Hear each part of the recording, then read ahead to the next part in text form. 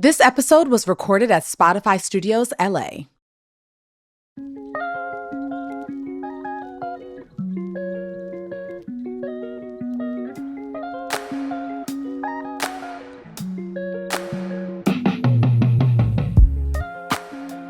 Hey y'all, and welcome to Trials to Triumphs. I'm Ashley Blaine Featherston Jenkins, but you can call me ABFJ.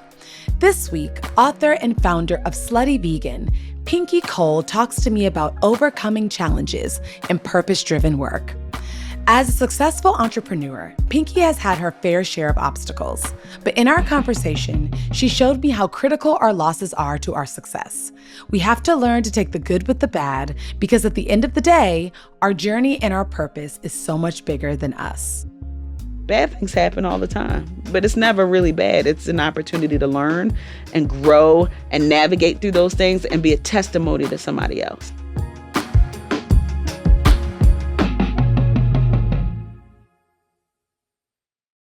Hi, Pinky. Hi. Welcome to the pod. I'm excited to be here. We're excited to be here. We're very, yes. We're excited. Do you know what you're having? I'm having a boy.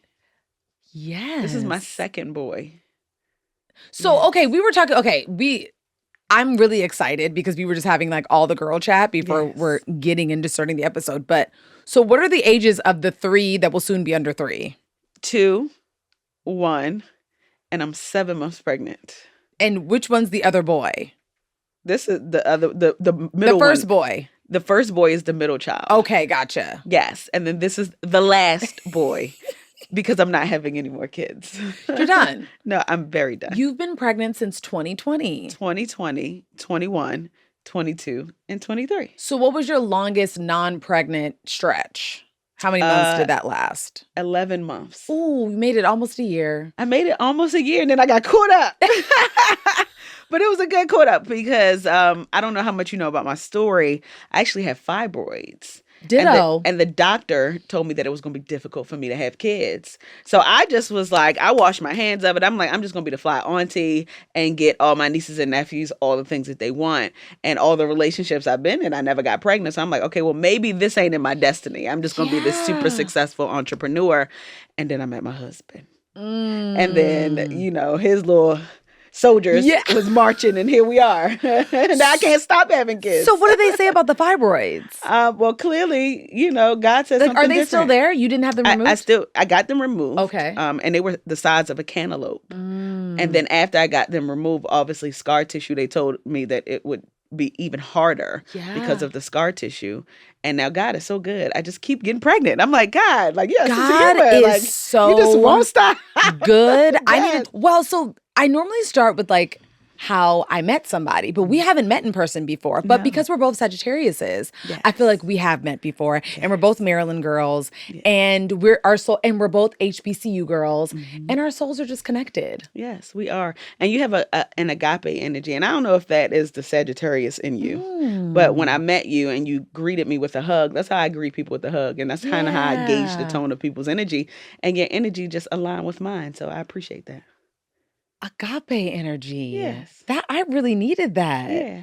Thank you for that. You're welcome. I do have that. I'm going to own it. Thank you. Please own it. All right, we're going to kick off with some icebreaker questions. Okay. Are you in? Yes, let's do it. All right, what's your go-to vegan comfort food? Spaghetti.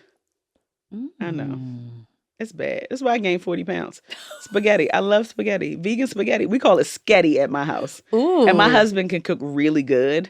So he cooks better than me. Don't tell him I said that. But I'm like, babe, I want some sketty. And he always makes the best spaghetti. I love spaghetti. For some reason, I can eat spaghetti every day. It's so, but spaghetti is either, I feel like spaghetti, especially with Black folks, I feel like it's that food that either you're like, I had it so much growing up, I cannot eat it. Or it's like you said, it's a comfort food. Yeah. And I don't like spaghetti on day 1.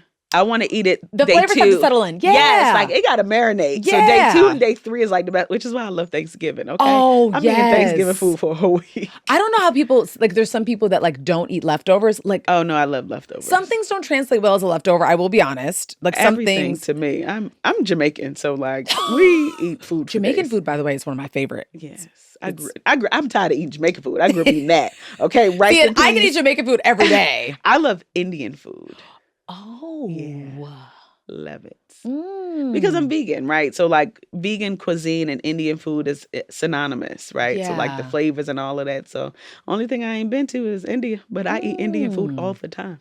So you haven't always been vegan though. So is there a food or a meal that isn't vegan that you miss? You want Peter to come after me, okay?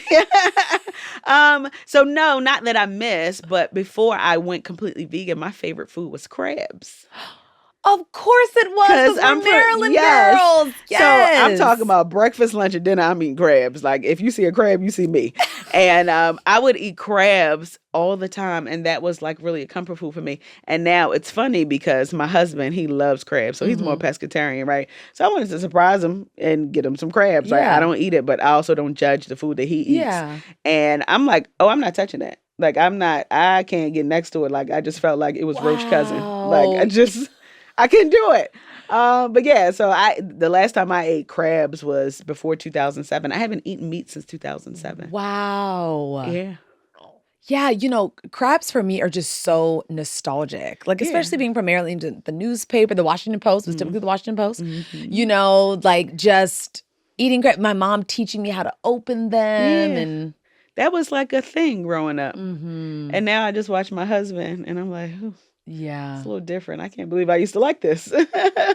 Is there something recently that you learned, like a new nugget you've received recently? I did. And it actually was from a person. So I had lunch with the editor-in-chief of Entrepreneur Magazine. Yes, you did. And he said something that was so profound to me. And he was just like, don't go to the people, let the people come to you. And I said, okay, well, what does that mean?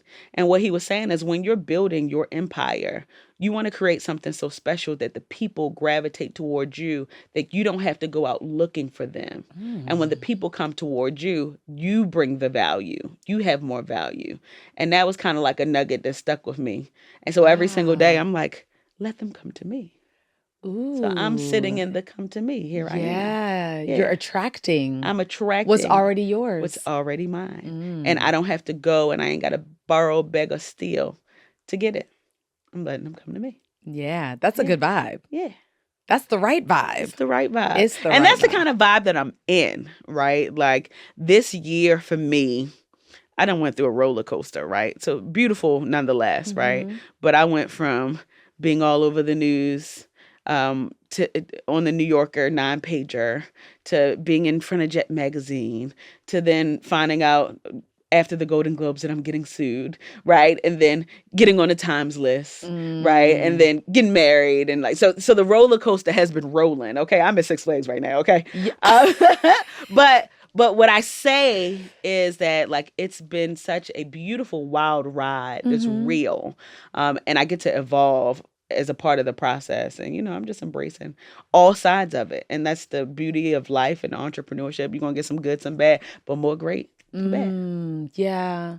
The good, I think when you're able to have true perspective over your life, you're able to realize that like the good does always outweigh the bad. Absolutely. You just have to see it that way. You have to, which is why, shameless plug, I wrote a book called I Hope You Fail. Which I cannot wait to get into because I love the title. Thank you. I'm fascinated by titles. I'm fascinated by why people choose titles. So again, we'll get into it. But I just want to say now, Did you hear about the first title?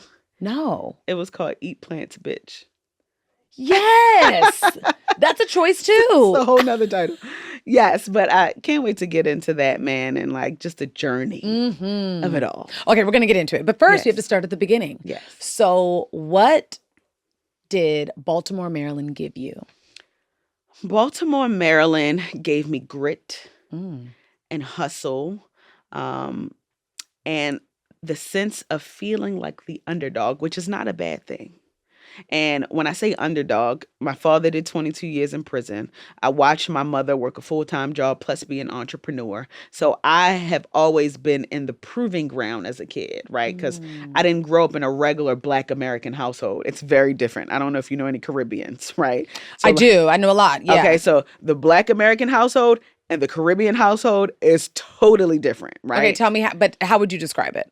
It's just different how we eat. Like, eating out is like shundapun, right? Like you eat a cook, not that a Black American household doesn't do that, but like the way that we clean, the way that we cook, the way that the philosophies and like the things that we think about, it's just different, right? Like if you really go toe for toe, it's different. So like I was just always different from my friends, right? I didn't grow up playing with toys. All of my friends grew up playing with toys. I was watching Golden Girls and Laverne and Shirley with my grandmother, right? Yeah. And we always had people coming in and out of the home, right? Like if you were Jamaican, you didn't have to be blood.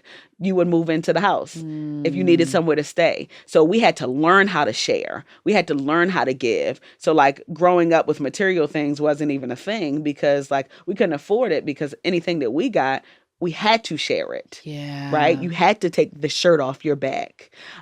So the friends that I had, obviously, we were very, very different, right? We, going out the country every year after school, the last day of school, like I'm getting shipped off to Jamaica for the summer, right? It's just different, right?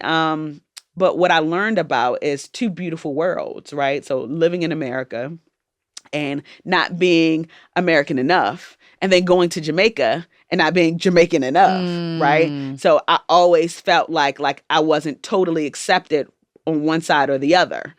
And I'm being totally transparent about that, right? So I felt like an underdog. So as a result of feeling like the underdog, it made me work harder. It made me want to hustle. It gave me that grit. So Baltimore truly gave me that. And it made me want to win. Like I always had the idea of wanting to win all of the time and not accepting failure, not accepting the fact that like this won't work out. Like I just wanted to be a conqueror in all things. And that's what my city taught me. Yeah. A conqueror.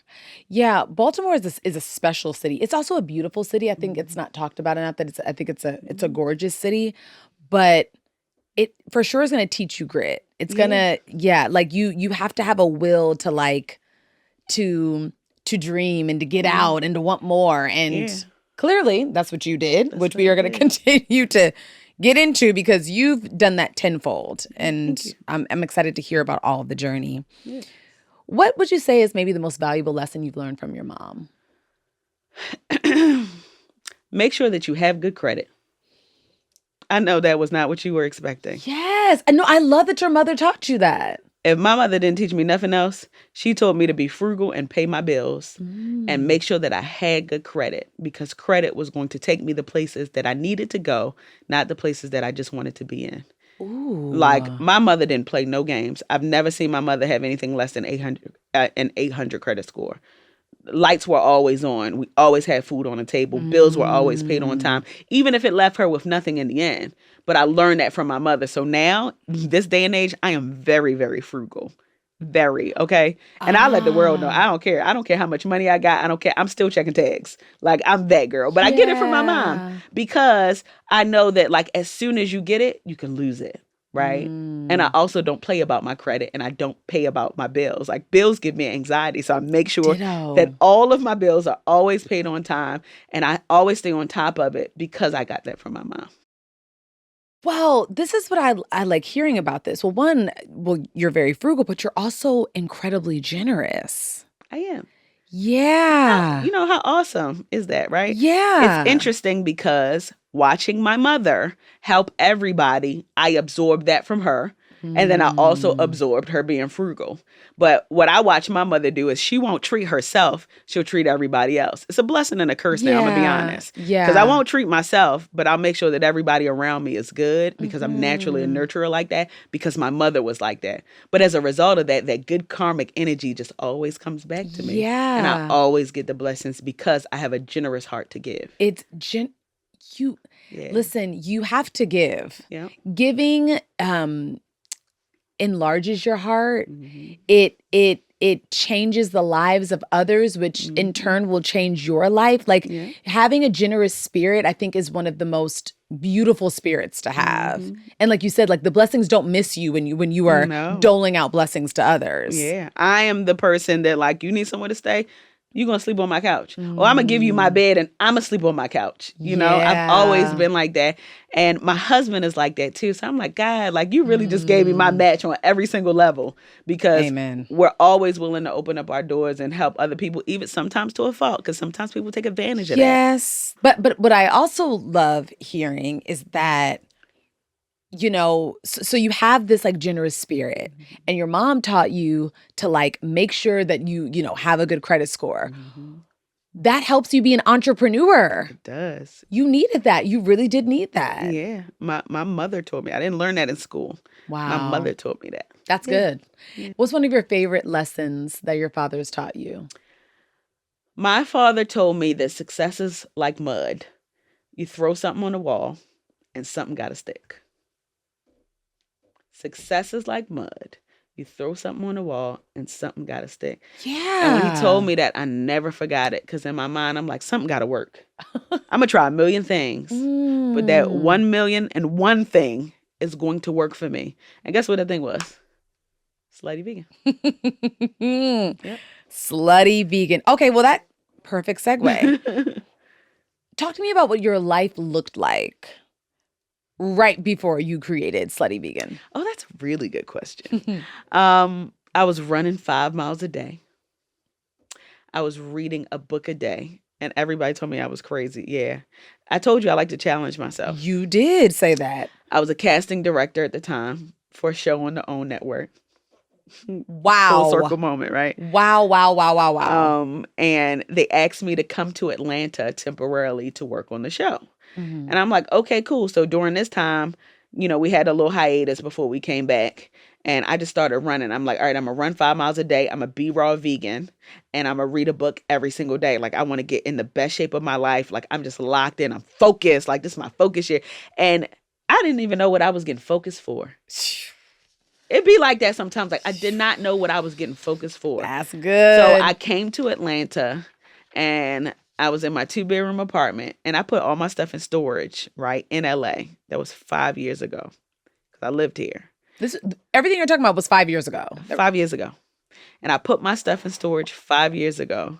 And I came up with Slutty Vegan when I was in my apartment in Atlanta. And at this time, I was doing well. Like, I was making money. Like, I already had somebody's dream job. I'm a casting director for, at the time, one of the hottest shows out in the country. So, like, I'm doing well. And I'm in my 20s. Like, I'm 29 at this point. So, like, everything I touch turned to gold at this point. Obviously. Yeah. So, like, I'm on top of the world. I'm doing well. And I came up with Slutty Vegan.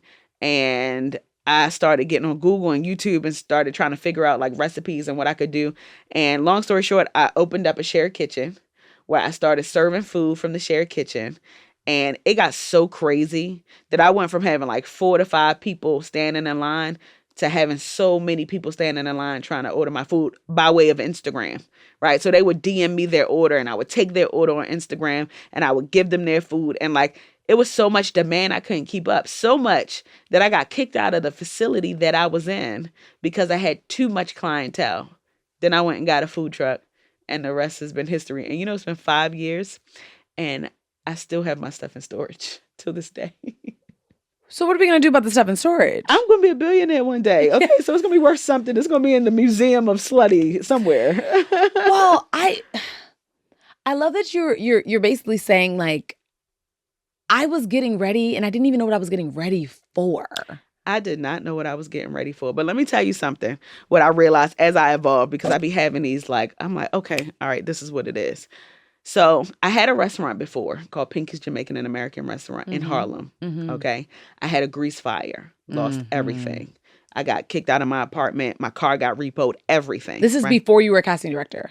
I was a producer for the Maury Show at the time. Gotcha. Okay. Right. So in the process, I opened up a restaurant. Right. So I had this restaurant and it was doing seemingly well. And then I lost everything by way of a grease fire. Right. But the difference with that restaurant is that I was vegan, selling oxtails and selling jerk chicken. So I was lying to myself and the people. I wasn't in alignment, right? So like the ethos wasn't in alignment. And what I learned from that experience is if you don't do something that you don't believe in, it will never work. Never. So it didn't work, and it wasn't supposed to work because it wasn't authentic to who I was. So now creating Slutty Vegan, I'd already been vegan. I was already the person that wanted to give my friends vegan food that didn't taste vegan because I wanted them to convert, right? And now I get to do what I love. This is who I am and my lifestyle and how I show up in the world. And then I get to make money all while doing it and helping people to reimagine food. It's a win across the board. Wow. And because it's a win across the board, that's how I know that I'm walking in my purpose. And that is where like purpose-driven work comes in. Like, this ain't just like a job for me. Like, I've been vegan before Slutty Vegan. I was vegan before it was cool. When people said, you a black girl, you vegan, you don't eat meat, you need to eat some chicken. Like, people thought that I was crazy. And now being vegan is trendy. And I've been able to be an anchor in the movement, right? And get people to understand that vegan is not bad. And you can have vegan food even if you don't want to be vegan, as long as you just like add some alternative vegan items to your lifestyle. And that's exactly what I've been able to do. Wow. What would you describe as the moment when everything you just said clicked for you, though? Like when you were sitting in kind of like the beauty of, wow, this is completely in alignment with my purpose. Like 3 years ago. Like 3 years ago. And I'm like, wow, this is it. And I believe that everybody has the ability to unlock that purpose, right? Yeah. So like whatever it is that you love to do for free, whatever it is that you love to do and you don't need to make a dime off of it and it just brings you joy.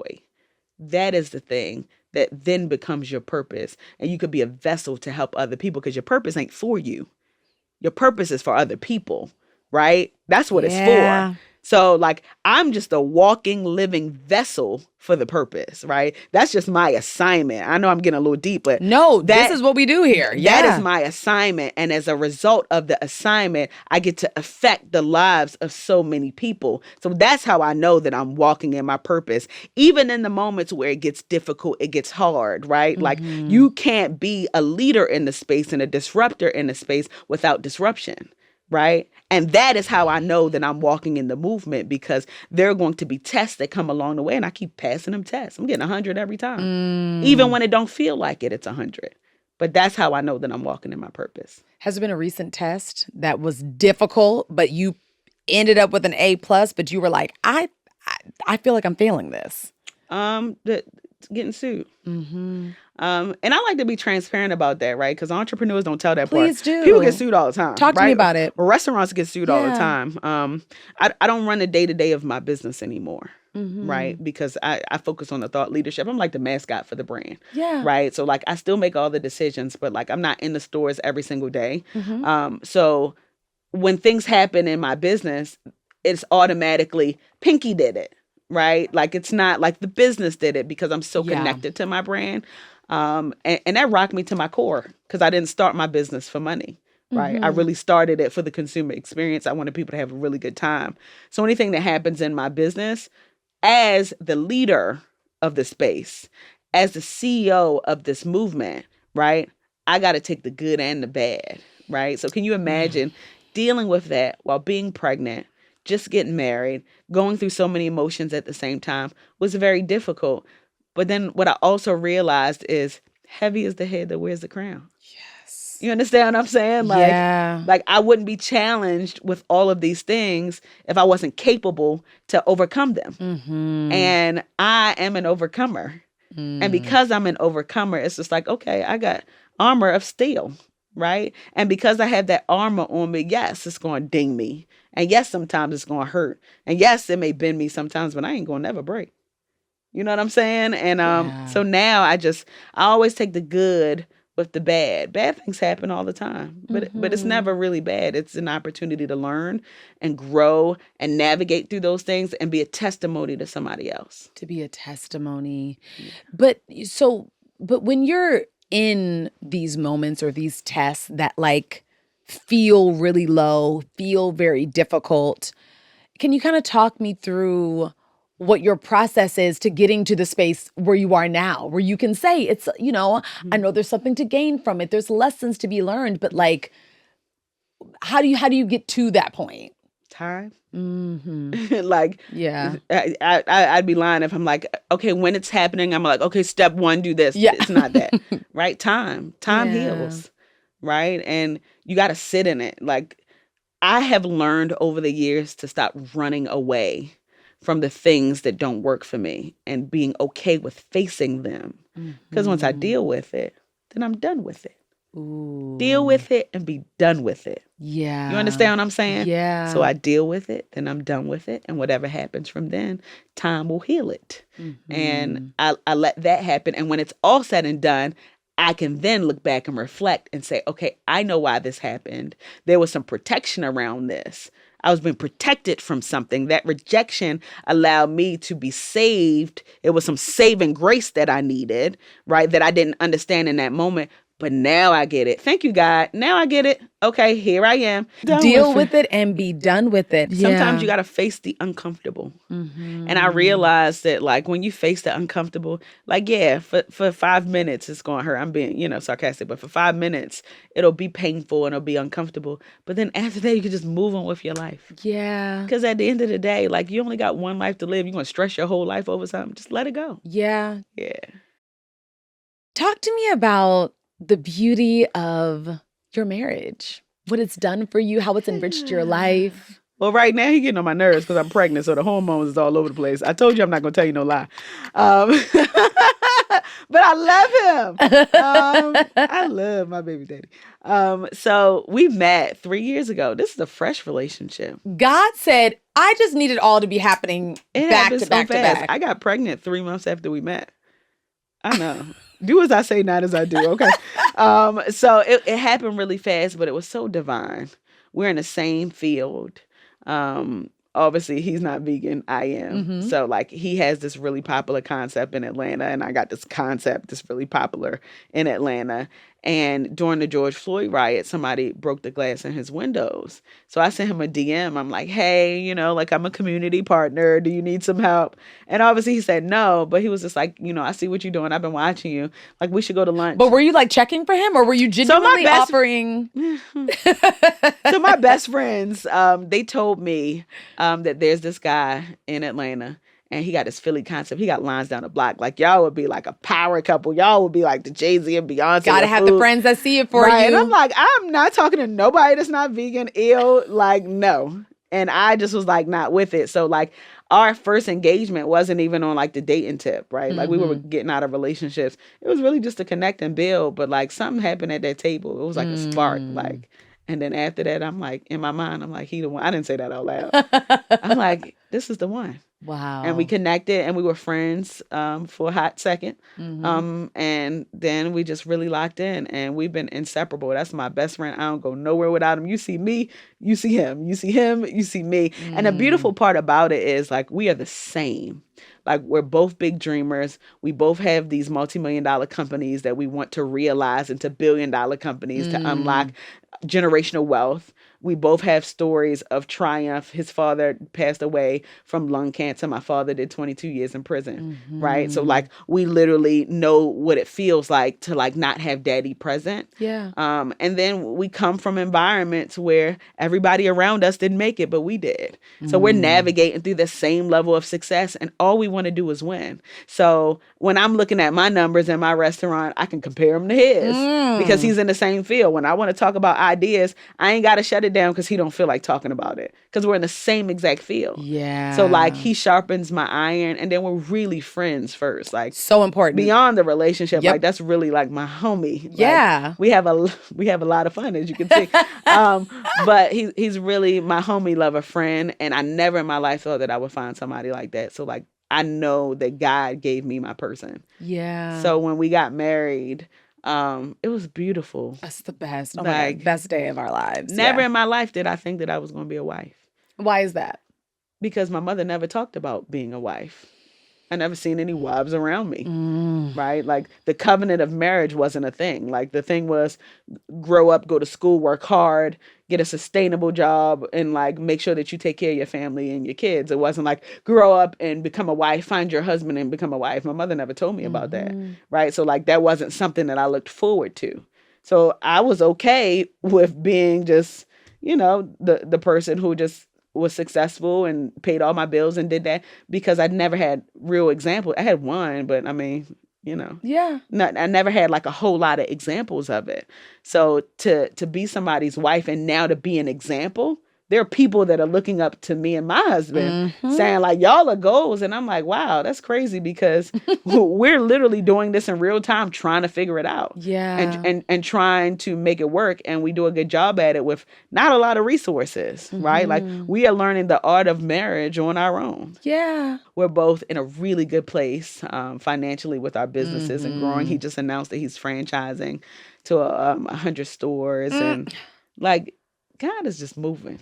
You know what I told him the other day? I said, do you realize that out of both of these companies, we have increased the odds of being able to unlock that generational wealth that everybody talks about? Like, it's not just one that we're counting on. There's two. And out of the two, one is going to work. Yeah. Right? Yeah. So it increases our chances. So 2 is better than 1. I'm like, do you realize that? He was like, yeah, I get it. Yes, 2 is better than 1. Like it's true. And also, you guys became one. So and you guys are multiplying. It's just it's all just so it's beautiful. It's all God though. We're like the modern day Huxtables. We got 5 kids in total. Wow. Yeah. I went from being an auntie to 5 kids. In 3 years. In 3 years. So anything is possible. Anything is possible. Yeah. I want to say this right because I just want to make sure I'm saying it the right way. You bought the entire graduating class at Clark Atlanta LLCs. I did. To jumpstart their pathway to entrepreneurship. So take me to the moment when you were just laying in bed and you were like, I know what I'm going to do. Like, what was that moment? So I took myself back to the moment where I was in school and I was graduating and I didn't have a job lined up. Well, I did have a job. It was Teach for America, but I didn't want to be a teacher. Right. And that was the only promising thing that I had. Now, you got to imagine, I'm a member of Delta Sigma Theta Sorority Incorporated. I'm the head Delta. I'm the first vice president. I'm Miss Clark Atlanta University. So like, I'm like the Dean of Pledges. So like, I'm doing everything. I was as well. Oh, really? Okay. So I know you. Yeah. So it takes a very special kind of woman to be the Dean of Pledges, right? Yes. So like, I'm doing all of these things. I got all these relationships, but nobody will hire me. Right? So I'm like, what is my plan? So I had to take the thing that was in front of me that I didn't really want. And that was my first and last time ever doing that. And I took that job at Teach for America and I was there for 5 days. And after 5 days, one of my friends, he gave me $40 to go back to the airport because I'm like, I can't do this. Like, I'm a teacher, but not in the classroom. Yeah. Right? And no shade to teachers. That's a very hard job. But I'm like, I am not capable of doing this. I don't even want to be capable of doing this. And that was the best thing that I could have done is choose me first. Because I would be doing a disservice to those students that I was teaching. And the reason why I decided to give those LLCs is because I know what it feels like not to have a plan. I know what it feels like not to have nothing lined up. You can be as popular as you want to be in school, but if you ain't got no plan, nothing matters when you get into the real world. Yeah. So I wanted to at least be able to provide them with some stability saying, listen, if you never thought about starting a business, here is your chance. Here's your opportunity. I already did the heavy lifting. All you got to do is think about this and use this and you got it. Right. And I did that and it was just a blessing, man. It warmed my heart to see so many people actually utilize the LLCs. You know how many people reach out to me and say, I was one of the recipients. I started my business because of you. And out of 800 something students, I at least know that there's going to be at least 5 millionaires that come out of that bunch. And if 5 millionaires can come out of that bunch and I help to support that and making that happen, then job well done. Yeah. And, just what you were saying is reminding me of what your dad said. It's success is like mud. Yeah. Throw it on the wall. Something's going to stick. Yeah. But just to give these graduates that hope, I just was so inspired by that. Yeah. And, just being an entrepreneur, I wanted to be the person where people can see the realness, right? Oftentimes we see the pretty side of entrepreneurship. It's just like, oh, I did this, but you really don't see like underneath of the hood. And sometimes underneath the hood, you be trying to start that engine, right? You got some wires in there, you tying wires up. And I want people to see that part because that level of authenticity can show people that it's real, but it's so real that it can happen and it can happen for me. Yeah. Let's talk about, I Hope You Fail. I love the title because it's true. I hope that I continue to fail. Yeah. I hope that everybody continues to fail because that's where you learn. That is where you learn. So talk to me about you writing the book and how you got to the title. So after my first book that was called Eat Plant Bitch, Mhm. I got a book deal with HarperCollins. And I'm like, okay, what am I going to do? So that same commencement speech where I gave out the LLCs, Yeah. the theme of my speech was, I hope you fail.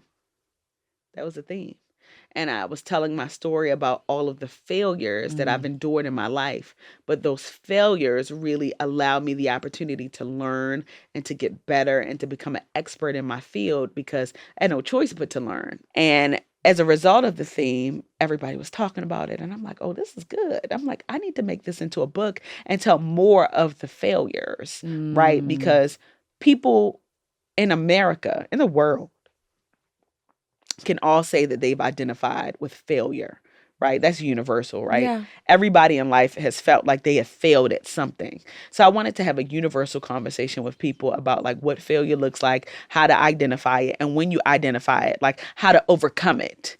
And that's how I came up with the book. And when I started writing it, it was really personal because this is not one of those books where I'm just like, okay, all right, like somebody else just write the whole book for me. Like these are my words to the page based on my experiences and experiences of other people. But I'm telling people that like failure is not failure at all. It's finding the aspiration in the losses.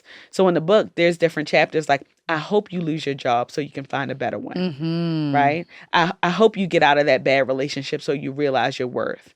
I hope your friends lie on you so you could pick a better set of friends, right? Like, I hope you go flat broke so that you can learn financial literacy. Like, I hope all of these bad things happen for you so that you can understand that, like, life will get better because it was never bad at all. Yeah. And that's literally what the book is about. So there is something in there for everybody. And if there's nothing in there, if there's something in there that's not for you, then you are not human because we've all been there some way, somehow. And it'll be a blessing to the people that read it. So I'm excited about it. I love that you said, you know, something like if something bad happens for you, not to you. You specifically said for, not to. And I picked up on that because it is,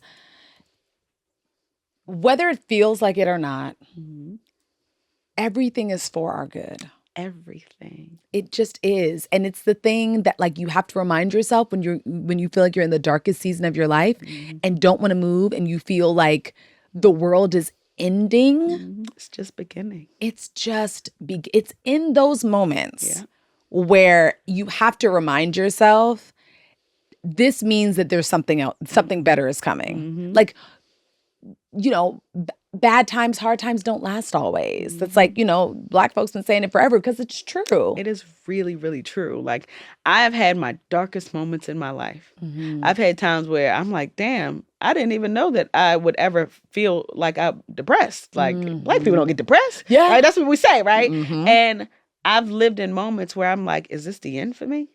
But I needed those things to happen because it built up my integrity. It built up my character. Like the skin that I have is so thick. Yeah. Because I've been at the bottom of the bottom. So I know what the bottom feels like. And because I don't ever want to go back there, then I maneuver differently. I move differently. But I needed those things to happen because it's literally like, I hate to say it like this, but it's like a resume builder. Like, okay, like I've been lied on, I've been cheated on, I got my heart broken. So now I know how not to get my heart broke. Now I know how to navigate when people aren't being honest with me, right? Like if I lost money before, now I know how to save money. So like I want to be around people who have experience.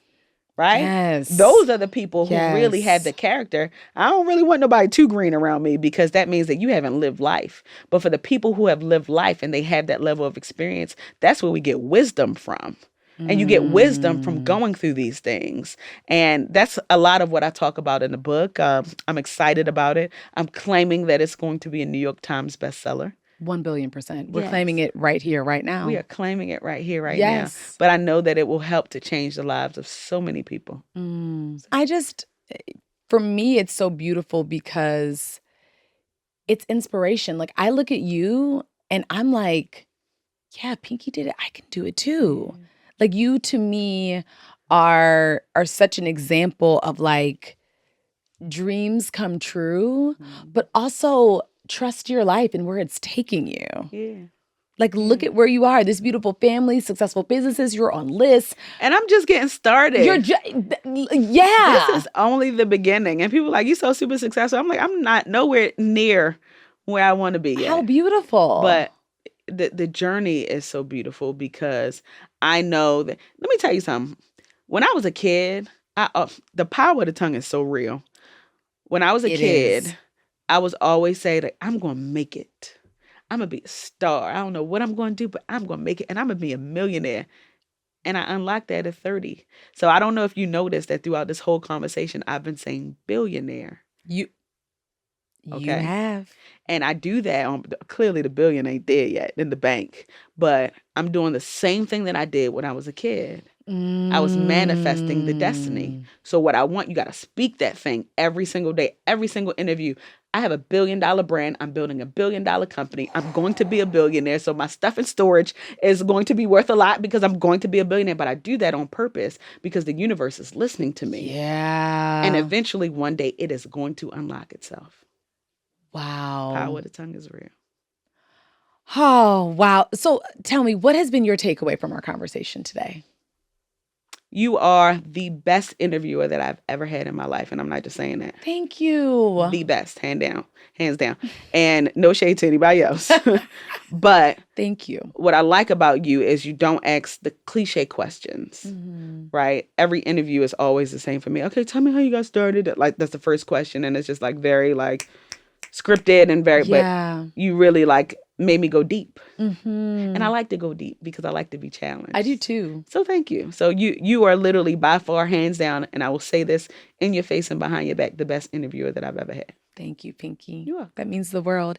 No, Thank you're you so fantastic. much. You're welcome. You know, my takeaway is I've been talking a lot, especially on the podcast, about having to be honest with myself about placing myself in a box. And I feel really grateful that I feel like God sent me you and this conversation as a clear representation of like what not being in a box looks like, what being free and confident and ambitious and being mindful of the power of your tongue looks like. Like I needed the living, breathing, physical example of it. Again, I've been talking a lot about it, but he sent me someone to say, this is what it looks like. Aww. And I'm very grateful for that. And that's it. I'm gonna really take this with me as I continue to soar to new heights and get to millionaire status. Yeah, it's coming. It's coming. I feel it. Well, thank you. This was awesome. Thank you, sis. All the best to you. And I hope you fail and fail and fail and fail again to get all the success that you want. I can't wait to celebrate you at your billionaire ceremony. I don't know what you do once you become a billionaire, but I want to be there like. But I'm going to be there too. Yes, sis. Remember we talked about it with our kids and everything. It's going to be beautiful. Our husbands. It's going to be beautiful. I see that. Thank you. Yeah. I feel it. I'm ready for that. I honor you. I thank you. Thank you. This was awesome. Yay, we did it.